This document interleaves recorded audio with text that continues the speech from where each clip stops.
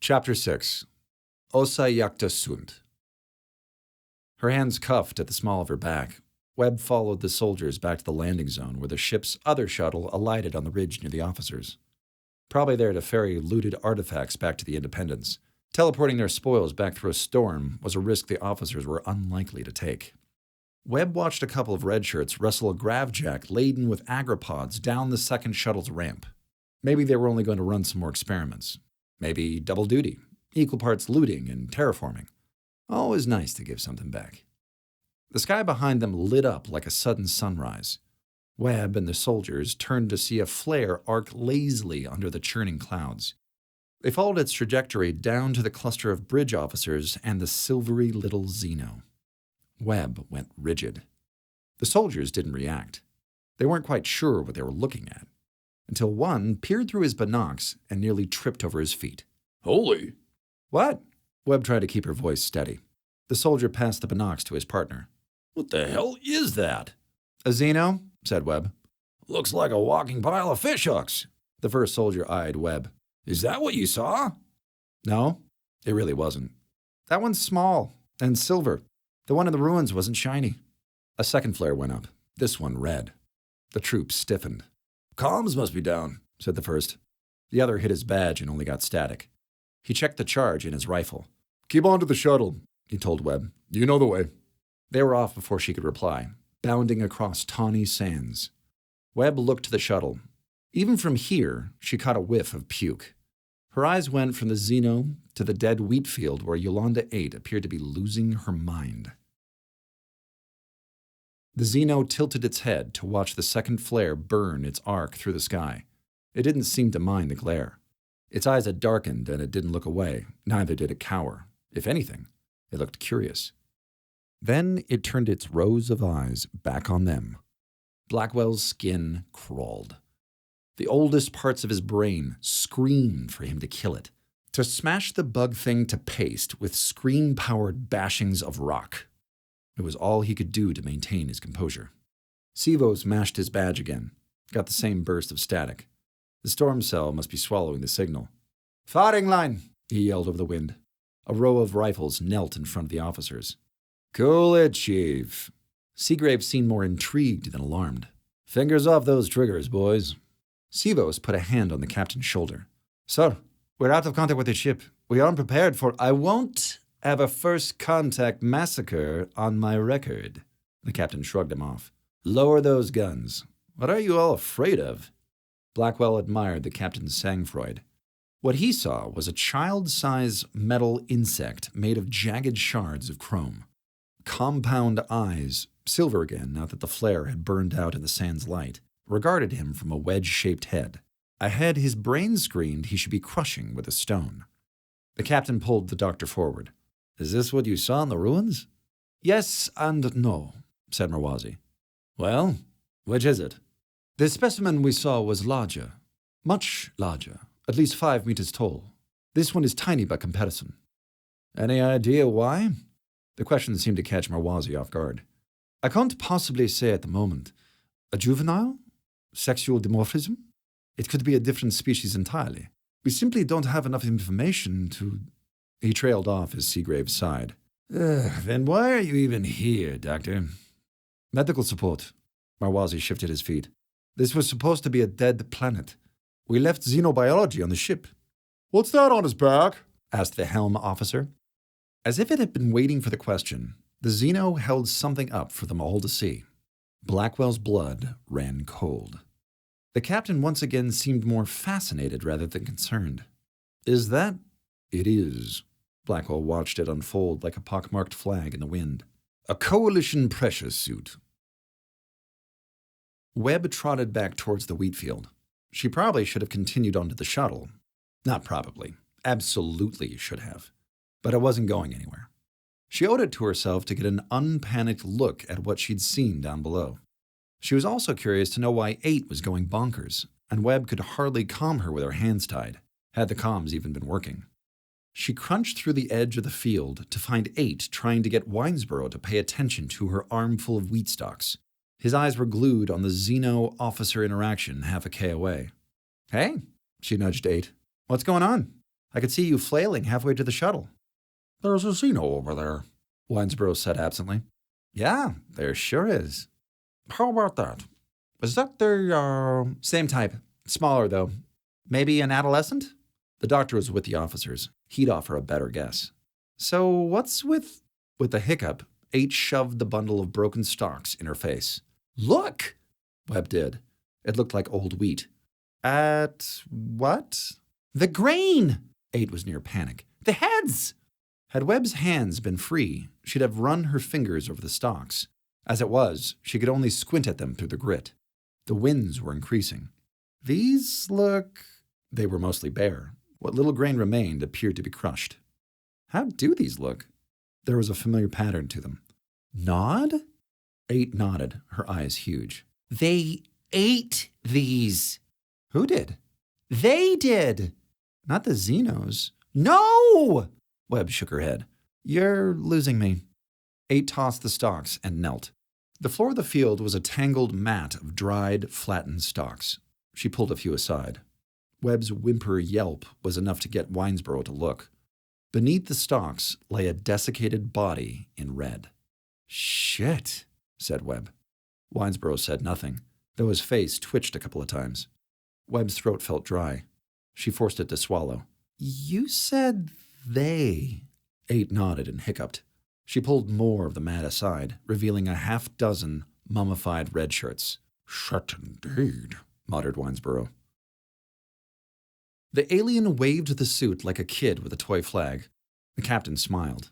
He even snorted a chuckle. "Hey, little guy, where'd you find that?" He took a step forward. "Sir," warned Sivos, "please stay behind the line." "Let's maybe not shit our panties, Chief. It looks like it's made of glass and mercury." He snapped towards the communications officer. "Ossa, record this."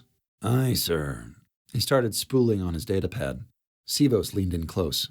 Minus the storm, he could have spoken quietly enough not to be overheard.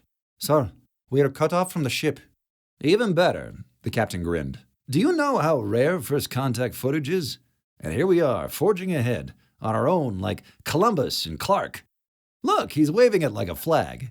"Sir, we have no idea what this creature is, how it evaded our life scans, or what it's capable of." "This could go right in the recruitment reel. My face in front of billions. I'll bet you this gets me in the ambassador's pants." He elbowed the unsmiling chief. "How's my hair?" "Pristine," said Blackwell.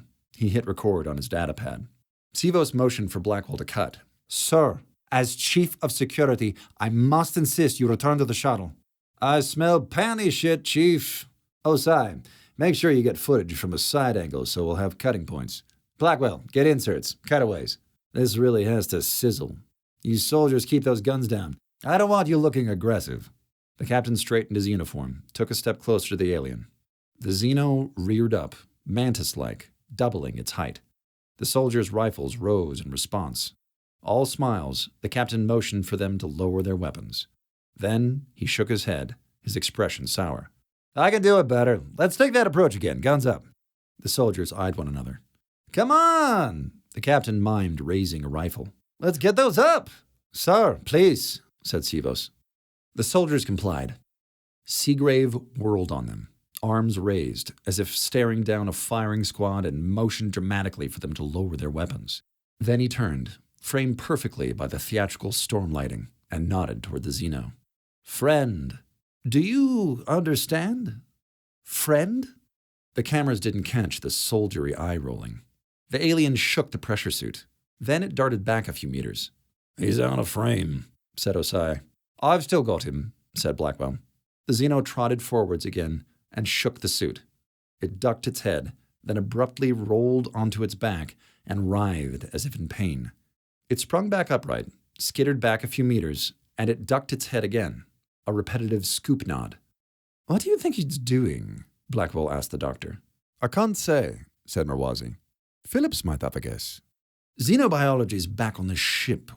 If you could say..." "Well, if we allowed ourselves to be anthropocentric, which isn't advisable, it's almost as if it's beckoning us to..." "It's beckoning to us," said Seagrave, sliding to the foreground of Blackwell's frame. "It wants us to follow." "Perhaps," said Marwazi, "but it would be premature to jump to..." beckoning to us, repeated the captain, and I shall answer his call. The Xeno shook the uniform, dropped on its back and writhed again. It popped up, skittered back, bobbed its head for them to follow. The survivors! The captain snapped his fingers. The crew of the Flagstaff. They're in pain, injured. He wants to lead us to our missing servicemen. The captain took a step forward out of the cornfield. The soldiers fell in alongside him. He shooed them back. The Xeno set down the uniform and gingerly approached the captain. It reached out to tap the nearest soldier's rifle. Steady there, Seagrave told the soldier. It's wondering if that's part of your body. The Xeno returned to the uniform and held it up until the suit's feet brushed the ground. Standing height, observed the doctor. The captain nodded in understanding and cheated outward for the camera. You found our crew, our missing friends? He pointed from the suit to himself.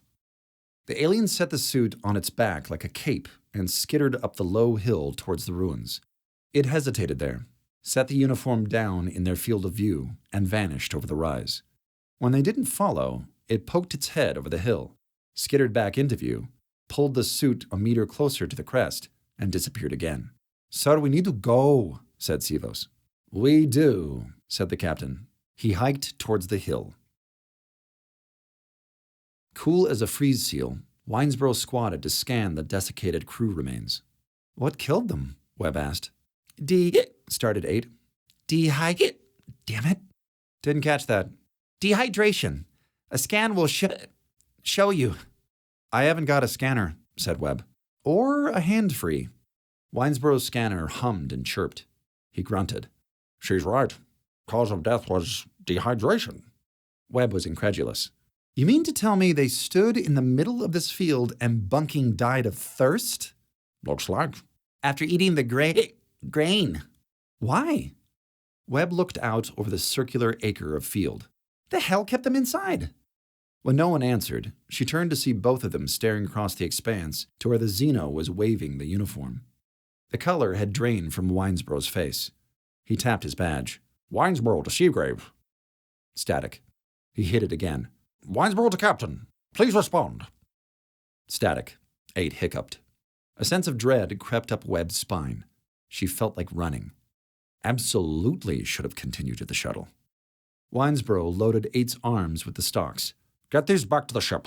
He ripped something out of the mat and took off at a sprint towards the captain. 8 and Webb eyed one another. Webb's bonds felt especially tight. She also felt jointly cold and laser alert. Her hangover seemed to melt away.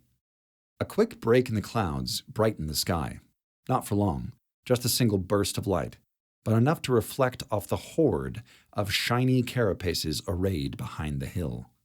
Webb saw it, and going off the rapid increase in hiccups, so did 8. The wind whipped Seagrave's carefully coiffed hair into his face.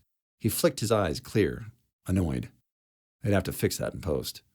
He smoothed his hair in place as the soldiers fanned out towards the hill. Sivos stepped in front of him. The storm's picking up and we have no eyes in the sky. He couldn't say what he wanted to with the cameras rolling, so Seagrave put on a smile. You seem determined to impede this moment, Chief. A dead planet. That's what the scanners told us. We are not equipped for this. As if on cue, the sky darkened. Thunder pealed. Perfect drama. Possibly the lead clip in the recruitment reel. Agreed, he said somberly. We need to report this unexpected turn. Lieutenant Commander. Blackwell hustled over. Sir, make plans for a base camp. I'm sending you back on the shuttle. Tell Young to organize an away mission for a biome with neutral alien life. You should accompany him, Captain, said Sivos. Your place is on the bridge. My place is with the brave men of my crew. I'm staying here. He put his hand over Blackwell's datapad camera. First contact with insectoid xenos? I'll sell 1 million copies of my memoir. His grin slid into a grimace as he clutched his gut.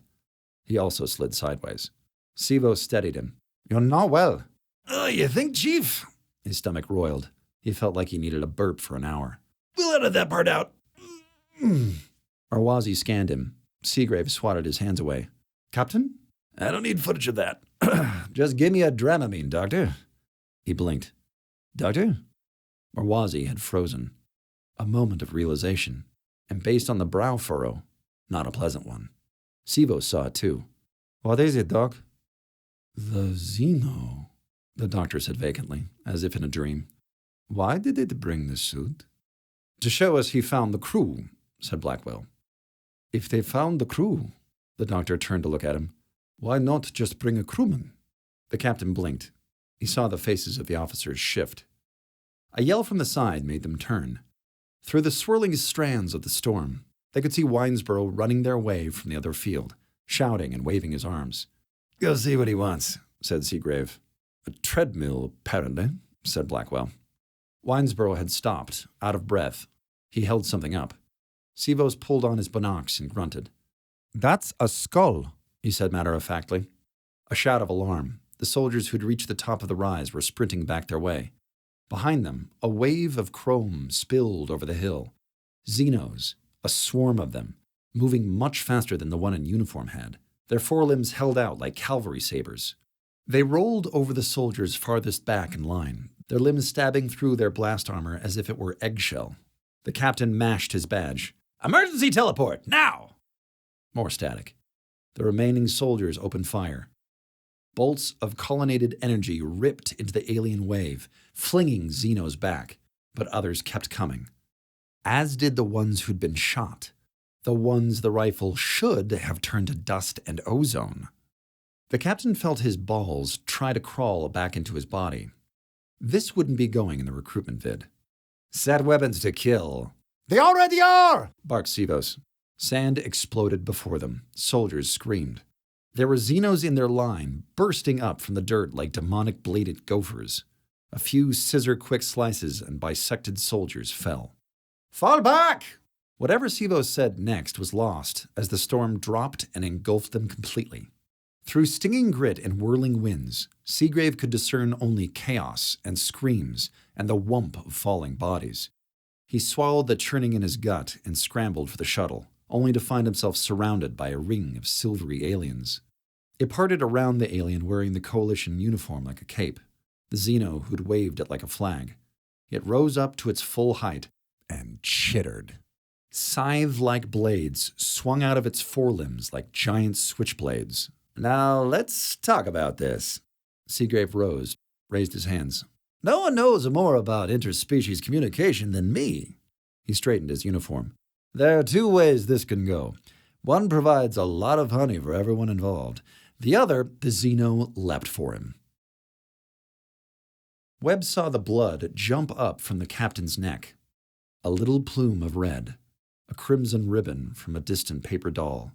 Halfway between the fields, Winesboro reversed direction and pounded sand back towards them. He shouted something that was lost in the storm. The meaning was clear enough. "8, we need to go." 8 peered through her binocs and whimpered. She held them out for Webb. Webb saw the wave of silvery Xenos break over the soldiers, stabbing and slicing like a tide made of knives. "We need to go right now." 8 didn't move. She was hyperventilating, the muscles in her neck spasming with each rapid sip of breath. "8, stay with me." "I'm just a farmer." "You can't freeze. You freeze, you die." "I'm just a glorified farmer. I can't crew this." "I'd help, but my hands are literally tied." 8 looked back towards Winesboro. "The lieutenant is coming." He was, flail sprinting his way back towards their field. He was close enough for them to see the surprise in his eyes when the Xenos burst out of the ground in front of him. They darted towards him like arrows. 2 halves of him fell. Panic exploded in Webb's brain, screaming and pounding on its walls, threatening to drown her. No, can't freeze. She poured her fear into anger and anger into movement, and then she was flying over the sands. She'd crossed a couple 100 meters before she realized 8 wasn't with her. Heart thrumming, she looked back. 8 stood trembling in the wheat field, clutching her damned stalks. The Xenos had encircled the field, treading around it like wolves. A few of them looked Webb's way. Webb screamed and swore as she ran, hating herself with every step, as if she could outpace the guilt. It wasn't her fault 8 froze. She wondered how far distant the memories would have to be before she believed it. Poor little farmer. Through sand and screams, Blackwell saw the captain's head loll back like a broken thing, his blood spurting in a champagne spray. Seagrave's body crumpled. The caped Xeno, the one who'd killed him, turned its cluster of eyes Blackwell's way. Colonnaded energy split the air beside his head, slamming into the Xeno and cartwheeling it back into the horde. Blackwell smelled ozone, felt heat as another salvo of fire punched past him. Aliens went flying like leaves in the wind.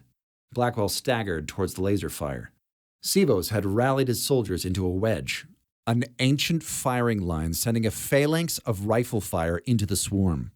The line split to allow Blackwell through. Arms pulled and pushed him back until he found himself in a small circle where Marwazi was trying to revive the legless Osai. Dazed, Blackwell assessed the battle line. It wouldn't hold. Their weapons were doing no damage to the aliens, just flinging them back. They were fighting lions with fire hoses. He saw Xeno, no larger than a child, get close enough to the firing line to pull a soldier's head off. Now Sivos was yelling something in his face, pressing a pair of flags into his hands, ancient signaling devices to accompany their ancient formation. What had they come to?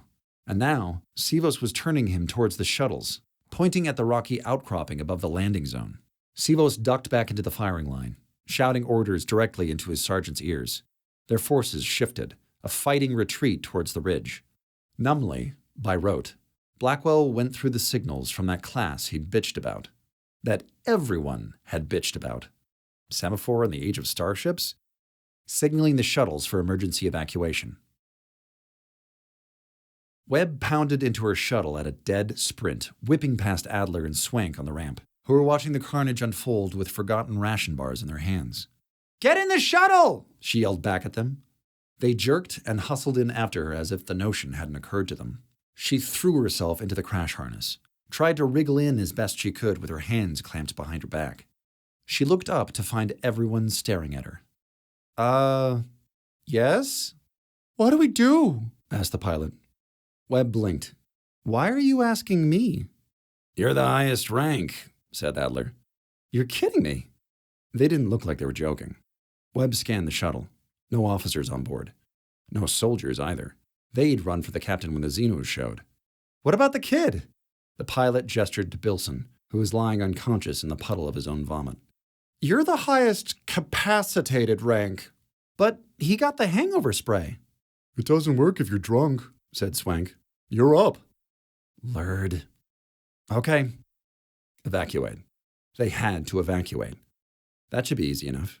She held her manacles out behind her. Keys? Anyone? Maybe a sidearm? They don't arm us, said Adler. Hang on. I'll do it myself. She slipped her arms under her legs, the cuffs biting into her wrists, and went to the shuttle's short-range teleporter. What are you doing? Asked the pilot. 1 sec. She teleported the manacles into space and turned to the pilot, rubbing her wrists. What's your name, fly girl? Sherry? First or last? A thump atop the shuttle. Then 3 more in succession, like bowling balls on a tin roof. Close the ramp, Webb barked. Swank slammed a button. The back whisked shut. Pilot Sherry screamed. An alien had dropped onto the shuttle's narrow view screen. Scythe-like blades flicked out of its forelimbs. It hacked at the viewplate. Nobody freak, said Webb.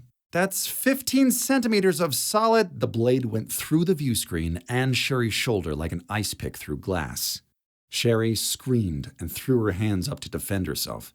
The next chop went through her forearm. Webb grabbed an agripod and thrust it at the Xeno. The alien slashed through the canister at its head. A cloud of gas burst out, filling the shuttle with chemical dust. The Xeno squealed and fled. Webb coughed once before her lungs whirred and filtered out the agrichem smoke. The others weren't so lucky. They were hacking and clawing at their throats. Webb threw herself into the pilot's chair. Sherry had slid to the floor in shock and hit the vents. Unable to comply, chirped the computer. Vents sealed due to atmospheric detritus. She heard more thumping and atop the shuttle. Open the back, she yelled at Swank. Open it or we'll suffocate. She grabbed the con and lifted the shuttle off the ground. Warning, chimed the computer. Shuttle is above maximum atmospheric weight. Bastards must be heavy as tanks. They'd have to be to punch through the hull. Webb could hear, could almost feel them hacking at the shuttle's dorsal plating. Drop that hatch, Between racking hacks, Swank hit a switch. The loading ramp dropped open and out roared the cloud of agrochems, accompanied by the bone-shuddering squealing of Xenos leaping off the ship. Free of their weight, the shuttle jumped up a good 10 meters before stabilizing. Heavy bastards indeed. Webb checked the view screen. Its iridescent shimmer told her the emergency force field had sprung up. At least that was working. She hoped it would hold through the rise through Atmo. The winds had already buried Swank's feet in the sand. Closing the hatch, he called. Not yet! Webb swung the shuttle around towards the wheat field. Swank looked at her like she was crazy. We have to get into orbit. We're taking on sand. I am not losing another bunking Yolanda. Webb hit the thrusters. In a single stride, the shuttle was there, hovering above a wheat field surrounded by Xenos. Get that gate closed. Adler put Sherry to sleep with a hypospray. I'm doing triage here. 1 minute. Webb didn't see 8 in the mess of stalks. Her heart fell. We'll be full of sand in a minute. It was up to Swank's calves. The movement of the shuttle had apparently been enough to wake Bilson. He sat up and managed to get a "What's going?" out before emptying his guts. Webb checked the monitor. Still no sign of 8, nor of a body, other than Winesboro's halves. Focus, she told herself. Find your quaddy. Shuttle, locate technician. Webb blanked on her actual name. The shuttle chimed. Please complete query. If she died because Webb couldn't remember the name they wouldn't let her have, she'd hate herself forever. What did she say? Before Chelsea cut her off? Had they even let her get that far? Screw it. Shuttle, locate every technician within 100 meters. A blip appeared on the map directly below. On screen and enhance. She saw 8 there, lying under the mat of stalks, nestled next to the dead. She'd pulled them over herself as camouflage. Clever little farmer. Webb slid to the teleporter controls, aimed a lock on 8's biosign. The ship chimed a negative. Damn it! Could we please hurry? Swank was knee-deep in dune. Those Xenos are eyeing me. They can't jump that high. You sure? Actually, no. She boosted power to the teleporter's signal anchor. Same negative chime. Damn it! I can't get a lock. You teeped your manacles, said Adler. There's no storm interference inside. The particulates in the wind are bouncing the signal everywhere. She slid back to the controls. We have to pull her up. If you put down, they'll jump on us. I have no intention of putting us down. Is the gravjack harness still back there? Swank looked. Yeah? Drop it out the back and get ready to hit the auto winch. It'll just flap in the wind. Weigh it down, croaked Sherry. Back to sleep, you. Adler's after again. Here. Webb tossed the agropod with the busted head to Swank. He threaded it through the mesh and threw the harness out the back. Webb swung the shuttle over the field, keeping it 10 meters or so above the stalks. She could see the Xenos now without the monitor. They'd stopped scuttling around the perimeter and had their eyes trained on the shuttle. A couple poised to leap. Webb jerked the shuttle up another 5 meters and clicked on its external speakers.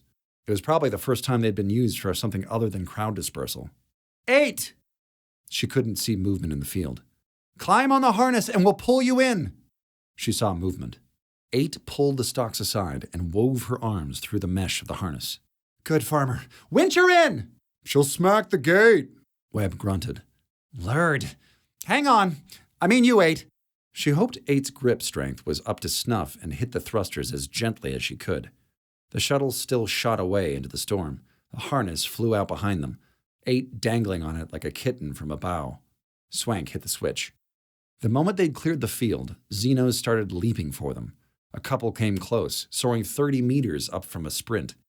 Webb heard a cracking thump from under the shuttle and hoped one had broken whatever passed for its neck. The winch reeled in the harness along with 8. Swank slammed the gate after her. 8 lay there, gripping the mesh, her face and uniform a solid orange from the sands. You okay? Asked Webb. She spat out grit.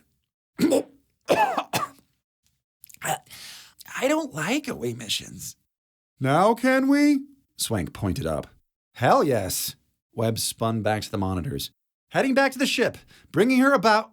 Oh, God. The other shuttle was covered in a crawling blanket of Xenos. It shuddered and sputtered as it tried to lift off, its VTOL thrusters straining, before it lost altitude and fell prow first into the ridge. The shuttle exploded in a modest fireball that flattened the survivors on the plane. No. Swank looked like his brain had broken. How? The failsafes, the hole. A second explosion.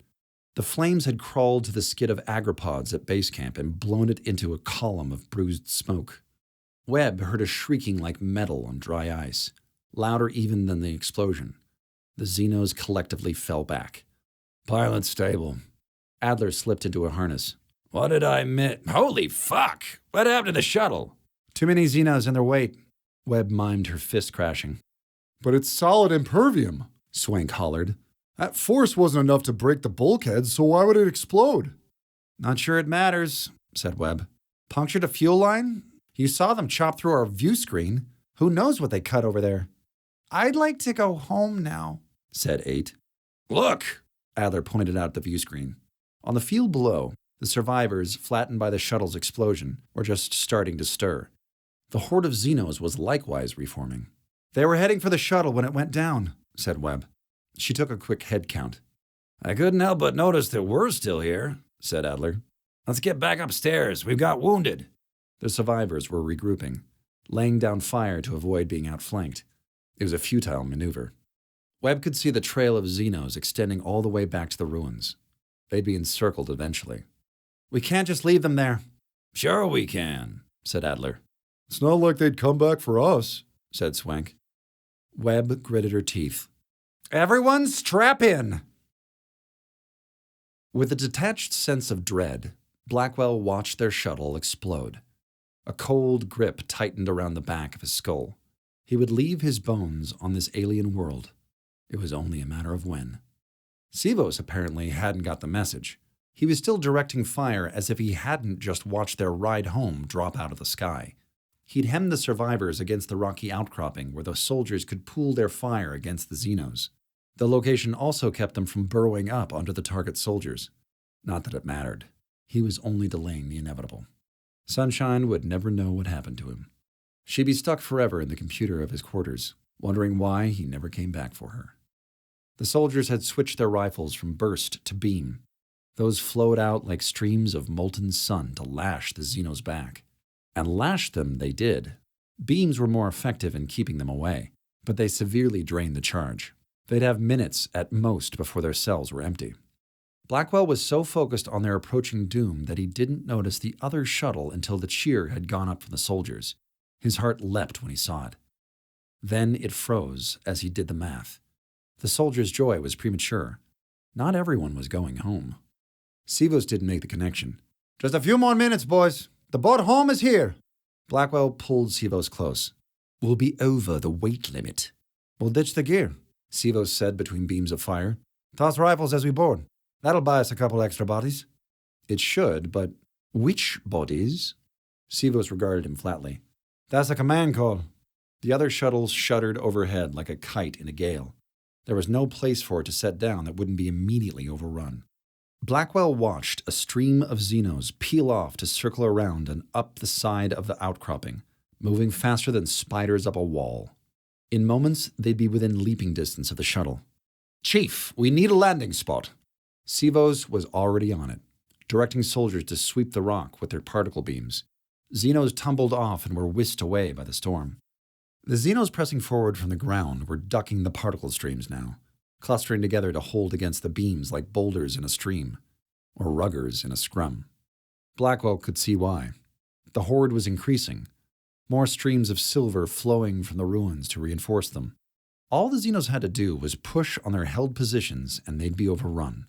They were coming from every direction now, reinforcing from every angle, except one. He saw it. The gap in the alien horde near the burning remains of the wreck. Blackwell signaled the shuttle with his flags. The shuttle wagged in confirmation. And then the screen of soldiers was moving, firing and sliding in locked formation towards the shuttle, shielding Blackwell and the doctor, and the handful of shocked Armstrongs still standing. Blackwell noted absently that Ossa was no longer with them. The bloodstains on Mawazi's uniform and the blank expression in his eyes confirmed it. Well, one less evacuee to worry about. He could hardly see the burning wreck through the smoke, Where's the damn shuttle?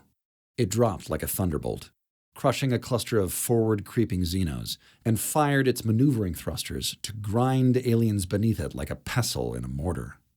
The oldest part of Blackwell's brain approved. He made a note to promote the pilot. The loading ramp dropped to reveal a red shirt with mismatched eyes. He waved them forward. The Xenos had regrouped by the time the officers and Armstrongs had boarded. Sivo signaled the retreat. Soldiers fought their way back towards the ramp. Now for the winnowing.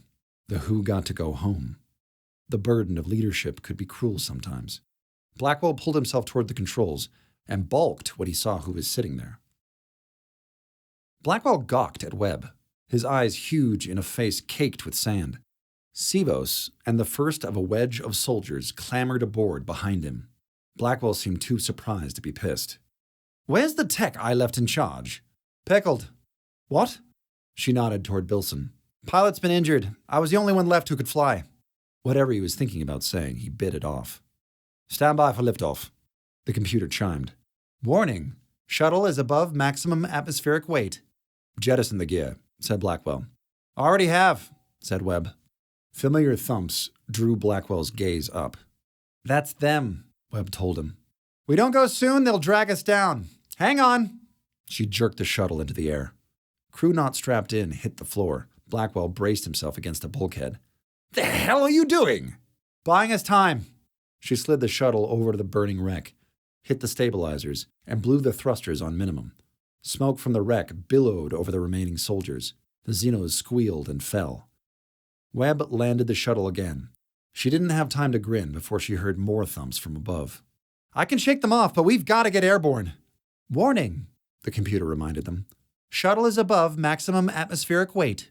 Blackwell looked out of the back.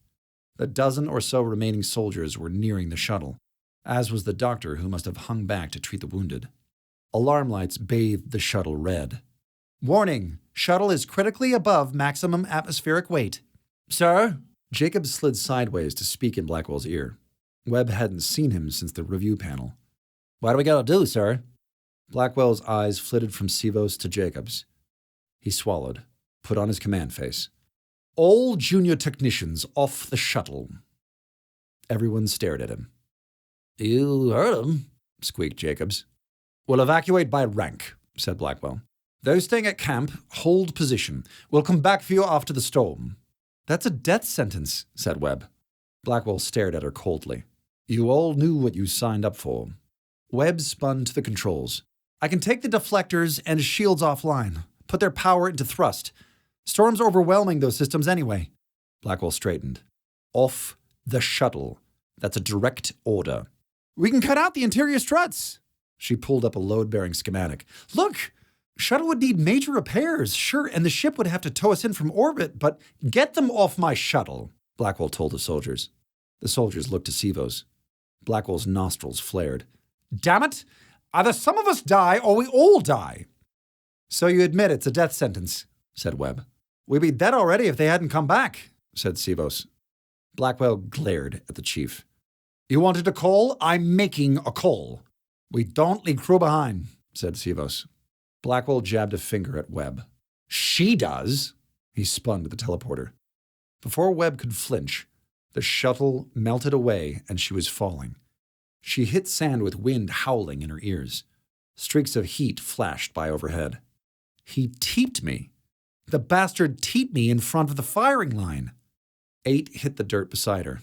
"I really don't like away missions." Sherry appeared and fell. The jolt woke her. She didn't get a word out before a Xeno darted in and plunged both arm blades through her chest. Webb took off for the line, energy waves ripping past. 8 needed no prompting to keep up this time. The air shimmered ahead. Adler hit the sand, but apparently he'd had time to prepare because he landed in a crouch and caught up after a few strides. Webb dodged an energy beam and nearly collided with the doctor, who was staunching the flow in a fallen soldier's neck. He seemed shocked to see them. "Webb? Gotta go. They're gonna leave us. We've got wounded out here. We've got wounded in there." Or had. They'd thrown Sherry out. The doctor's scanner beeped, pulling his eyes back to his patient. "Oh, no." He started chest compressions. Webb checked his scanner. The biosign was gray. "He's gone, Doc." I'm losing everyone. The doctor didn't look up. I'm losing everyone today. You will unless we go. He looked up, lost and scared, and didn't see the Xeno emerge from the sands behind him. Before she could shout, it sliced across the base of his back. Marwazi collapsed onto her, bleeding and leaking spinal fluid. A directed energy beam flung the Xeno away. Webb whirled. Sivos and a knot of soldiers had come charging back out of the shuttle, roaring with each beam of fire they laid down. Webb hoisted the doctor and ran towards the shuttle with the other teeped-out red shirts. Sivos stopped her as she passed. Get that bird airborne. He didn't wait for her to nod before he'd resumed firing. Webb thundered up the ramp, past soldiers tossing molten-edged struts out the back.